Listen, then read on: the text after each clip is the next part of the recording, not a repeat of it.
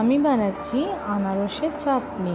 আমি আনারসটাকে কুচু কুচু করে কেটে তার মধ্যে একটু নুন নিয়েছি, লেবু নিয়েছি, চিনি নিয়েছি, কাজু কিশমিশ যেরকম আপনারা ড্রাই ফ্রুটস যদি নেন আরও নিতে পারেন, বেদানাও নিতে পারেন, তার সাথে লাস্টে বেদানাটা ছড়িয়ে দিতে পারেন।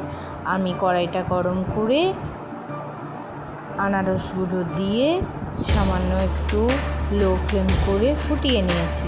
ফুটিয়ে নেওয়ার পর নুন দিয়েছি, সেটাকে ঢেকে আবার কিছুক্ষণ গরম করতে দিয়েছি। এরপর আমি ধীরে ধীরে চিনি দিয়েছি, কাজু কিশমিশ লেবুর রস সমস্ত দিয়ে সুন্দর করে ফুটিয়ে নামিয়ে নিলেই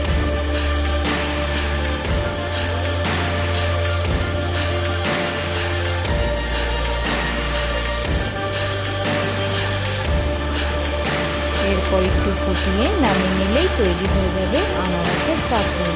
সুন্দর করে ঘরোয়াভাবে খেতে পারেন আপনারা। আর লাস্টে তার উপর আপনারা বেদানা ছড়িয়েও দিতে পারেন, সেটা আরও ভালো লাগবে গার্নিশিংয়ের জন্য।